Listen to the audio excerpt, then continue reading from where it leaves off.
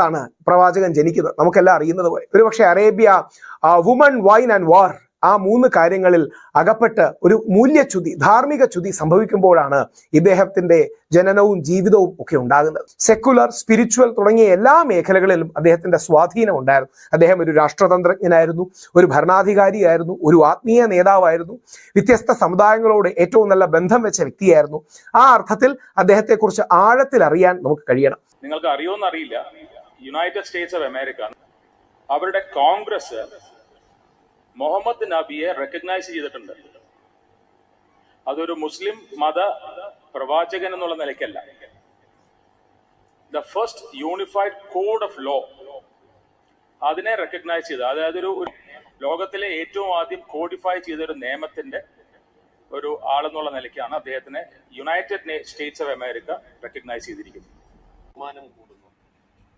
അദ്ദേഹത്തിന്റെ വചനങ്ങളുടെ അർത്ഥങ്ങൾ നമുക്ക് മനസ്സിലാക്കുമ്പോൾ നമുക്ക് അദ്ദേഹത്തോടുള്ള ആരാധന വർദ്ധിക്കും. അദ്ദേഹത്തിന്റെ ജീവിതം പഠിക്കുമ്പോൾ നമുക്ക് എന്തെന്നില്ലാത്ത ആരാധനയുണ്ടാവും. മൈക്കൽ എച്ച് ഹാർട്ട് എന്ന് പറയുന്ന ഒരു വലിയ എഴുത്തുകാരൻ തന്റെ പ്രഖ്യാതമായ ഒരു ഗ്രന്ഥത്തിൽ, ആ ഗ്രന്ഥത്തിന്റെ പേര് ദ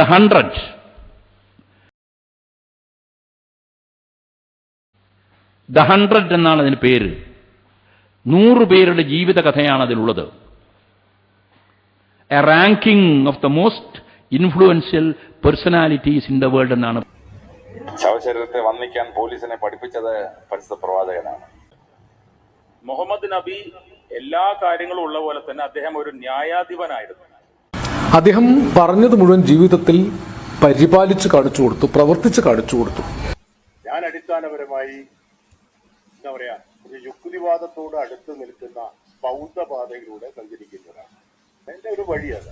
പക്ഷേ ഞാൻ വളരെ ആത്മവിശ്വാസത്തോടു കൂടി 1.5 മണിക്കൂറും വേണമെങ്കിൽ അതിഗംഭീരമായിട്ട് പ്രവാചകനായ മുഹമ്മദ് നബിയെ കുറിച്ച് നല്ല ആത്മവിശ്വാസത്തോടു കൂടി പറയാനുള്ള കാരണം, സംസാരിക്കാൻ ഞാൻ പഠിക്കാനുള്ള കാരണം, ആ പ്രവാചകൻ എന്റെ കൂടി അധ്യാപകനാണ് എന്ന് ഞാൻ കരുതുന്നു. പ്രവാചകൻ മുഹമ്മദ് നബി സല്ലല്ലാഹു അലൈഹി വസല്ലത്തെ കുറിച്ച് വർണ്ണിക്കുവാൻ വാക്കുകൾ മലയാളത്തിൽ ഒരു പക്ഷേ മതി വരില്ല. കാരണം പ്രവാചകന്റെ ജീവിതാനുഭവങ്ങൾ എത്ര പറഞ്ഞാലും, എത്ര പഠിച്ചാലും, എത്ര തന്നെ ഗവേഷണം നടത്തിയാലും നമുക്കെത്തിപ്പെടാൻ കഴിയാത്ത വലിയൊരു പാഠപുസ്തകമാണ്. ഇദ്ദേഹത്തിന്റെ ജീവിതം ലോകത്തിലെ തന്നെ, ലോക ചരിത്രത്തിലെ ഏറ്റവും സ്വാധീനം ചെലുത്തിയ ചിന്തകന്മാർ മറ്റും ചൂണ്ടിക്കാണിച്ചിട്ടുണ്ട്. ഇതിനെക്കുറിച്ച് സ്വാമി വിവേകാനന്ദൻ, ഇന്ത്യ കണ്ട ഏറ്റവും വലിയ ഫിലോസഫേഴ്സിൽ ഒരാളായ അയാൾ പറയുന്നത്, പ്രവാചകൻ മുഹമ്മദ് നബി is the Messenger of equality, of brotherhood of mankind.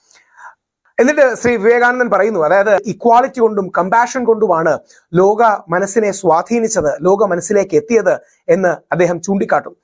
അതേപോലെ മഹാത്മാഗാന്ധി അദ്ദേഹത്തെ കുറിച്ച് പറയുന്നത്, പ്രവാചകനെ കുറിച്ച് വായിച്ചു തീർന്നപ്പോൾ ഇനി എനിക്ക് കൂടുതൽ വായിക്കാനില്ലല്ലോ എന്ന വിഷമം തോന്നിയതാണ്. യങ് ഇന്ത്യയിൽ 1924 മഹാത്മാഗാന്ധി എഴുതുന്നു, I wanted to know the best of one who holds today an undisputed sway over the hearts of millions of mankind.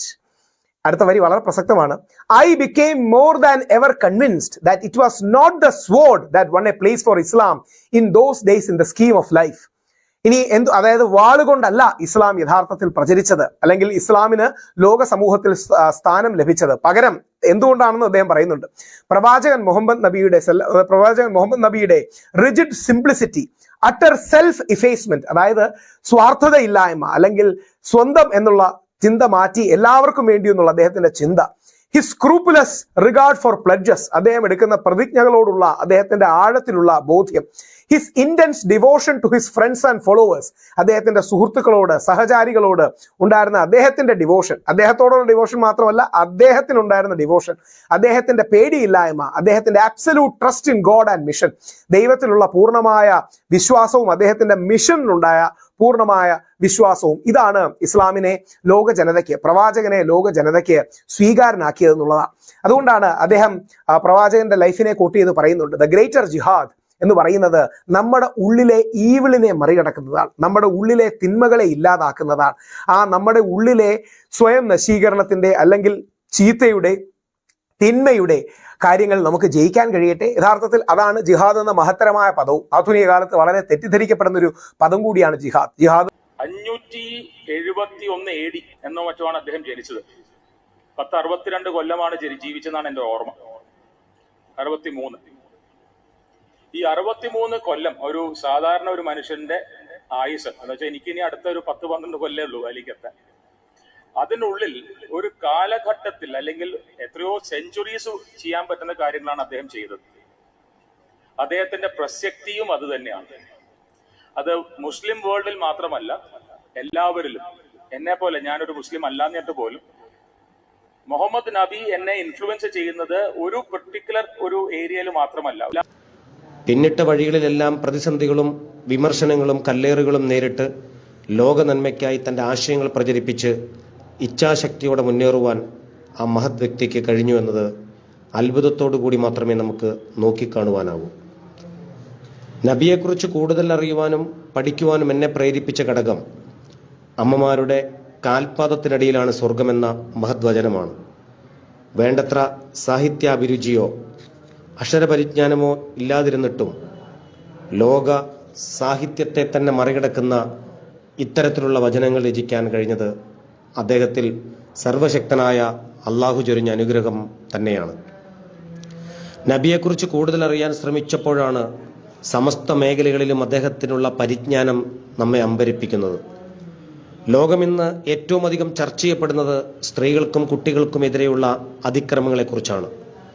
ഇതിനെതിരെ നൂറ്റാണ്ടുകൾക്ക് മുമ്പേ പ്രവാചകൻ ശക്തമായി പ്രതികരിച്ചിരുന്നു.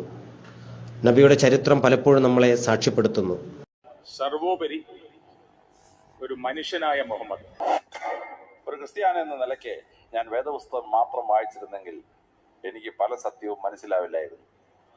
പരിശുദ്ധ ഖുർആൻ വായിക്കുമ്പോഴാണ് അതിന്റെ അന്തർരഹസ്യം മനസ്സിലാക്കുന്ന കാര്യങ്ങൾ മനസ്സിലാക്കാൻ പറ്റുക. പുരുഷാകൃതി പൂണ്ട ദൈവമോ നരദിവ്യാകൃതി പൂണ്ട ധർമ്മമോ പരമേശ്വര പവിത്രപുത്രനോ കരുണവാൻ നബി മുത്തുരത്നമോ. This is the version of Shri Narayana Guru about prophet സല്ലല്ലാഹു അലൈഹി വസല്ലം. 40 വയസ്സുവരെ കച്ചവടം ചെയ്ത് ജീവിച്ചയാളാണ്. സാധാരണക്കാരിൽ സാധാരണക്കാരനായി ജീവിച്ചയാളാണ്. പ്രബോധനം തുടങ്ങിയ കാലത്ത് അദ്ദേഹം തന്നെ കേൾക്കാൻ തടിച്ചുകൂടിയ ബന്ധുക്കളും അടുത്ത മിത്രങ്ങളും അടങ്ങുന്ന ചെറിയ സദസ്സിനോട് ചോദിച്ചു, ഈ കാണുന്ന സഭാമലയുടെ പിന്നിൽ നിന്ന് ഇപ്പോൾ ഒരു സൈന്യം നിങ്ങളെ ആക്രമിക്കാൻ വരുന്നു എന്ന് ഞാൻ പറഞ്ഞാൽ നിങ്ങൾ വിശ്വസിക്കുമോ? അവിടെ കൂടിയവർ ഒന്നടങ്കം വിളിച്ചു പറഞ്ഞു, മുഹമ്മദേ, നിങ്ങൾ പറഞ്ഞാൽ ഞങ്ങൾ വിശ്വസിക്കും. കാരണം നിങ്ങൾ അൽ അമീൻ ആണ്. അതായിരുന്നു അന്ത്യപ്രവാചകന്റെ ഏറ്റവും വലിയ ഗുണവിശേഷം. ലോകത്തുണ്ടായ മനുഷ്യരിൽ എല്ലാ സദ്ഗുണങ്ങളും ഒത്തിണങ്ങിയ ആളായിരുന്നു. അൽ അമീൻ ആയിരുന്നു, വിശ്വസ്തനായിരുന്നു. അന്ത്യപ്രവാചകനിലൂടെ ലോകത്തിന് കൈവന്ന വിശുദ്ധ ഖുർആൻ മലിനീകരണങ്ങളൊന്നും കൂടാതെ നമ്മുടെ കൂടെയുണ്ട്. ഇസ്ലാം അഭിസംബോധന ചെയ്തത് മുസ്ലിം ജനവിഭാഗങ്ങളെയോ ഇസ്ലാം എന്ന പ്രത്യേക വിഭാഗത്തെയോ ഒന്നുമല്ല. അല്ലയോ മനുഷ്യ സമൂഹമേ എന്ന് മനുഷ്യ സമൂഹത്തെ മുഴുവൻ അഭിസംബോധന ചെയ്തുകൊണ്ടാണ് അന്ത്യപ്രവാചകനിലൂടെ ലോകത്തിന് കൈവന്ന വിശുദ്ധ ഖുർആൻ സംസാരിച്ചത്. വിശുദ്ധ ഖുർആനിലെ ഞാൻ എപ്പോഴും മനസ്സിൽ കൊണ്ടു നടക്കുന്നൊരു വചനമുണ്ട്, മനുഷ്യരെ, നിങ്ങളെ ഞാൻ ഒരു സ്ത്രീയിൽ നിന്നും പുരുഷനിൽ നിന്നും സൃഷ്ടിച്ചിരിക്കുന്നു. നിങ്ങൾക്ക് വിവിധ ഗോത്രങ്ങളുടെ അടയാള വ്യത്യാസങ്ങൾ തന്നിരിക്കുന്നത് നിങ്ങൾ തമ്മിൽ തിരിച്ചറിയാൻ വേണ്ടി മാത്രമാണ്. ലോകത്തുള്ള എല്ലാ മനുഷ്യരും ഏകോദര സഹോദരന്മാരാണെന്ന് പഠിപ്പിച്ച ഉദാത്തമായ സാഹോദര്യവും നീതിബോധവുമാണ് അന്ത്യപ്രവാചകനിലൂടെ ലോകത്ത് പ്രചരിക്കാനിടവന്ന ഇസ്ലാം പ്രചരിപ്പിച്ചത്. ലോകത്ത് ഏത് സത്യാന്വേഷകനും ധർമാന്വേഷിക്കും വിശുദ്ധ ഖുർആൻ ലഭ്യമാണ്. എല്ലാ ലോകഭാഷകളിലും ലഭ്യമാണ്. അത് വായിക്കുമ്പോൾ അറിയാം, ഇത് കണ്ണുപൊട്ടിക്കുന്ന ഗ്രന്ഥമല്ല, കണ്ണ് തുറപ്പിക്കുന്ന ഗ്രന്ഥമാണ്. ഉത്തമനായ മുസൽമാനെ സംബന്ധിച്ചിടത്തോളം അവരെല്ലാ വേദഗ്രന്ഥങ്ങളെയും തുറന്നാണ്. ഞാനിങ്ങനെ അദ്ദേഹത്തിന്റെ ജീവിതം വായിക്കുമ്പോൾ, കുട്ടികൾ കേൾക്കണം, ജീവിതം വായിക്കുമ്പോൾ നമ്മൾ തിരിഞ്ഞു നടക്കേണ്ട ഒരു സമയമാണ്. കാര്യം 1400 കൊല്ലം മറ്റുമായി അദ്ദേഹം നമ്മളെ വിട്ടുപോയിട്ട്. എന്നാലും അതിന്റെ പ്രസക്തി എന്താണെന്ന് ആലോചിച്ചു കഴിഞ്ഞാൽ അദ്ദേഹം തൊടാത്ത ഒരു മേഖലയില്ല. Williamsburg, Virginia, in 1765, Thomas Jefferson bought a copy of the Quran. He put it in his law library, since for him it was an inspired law book produced by one of the world's great legislators, Muhammad. This video is based on a chapter of my recent book, Faces of the Prophet, A History of Western Portrayals of Muhammad.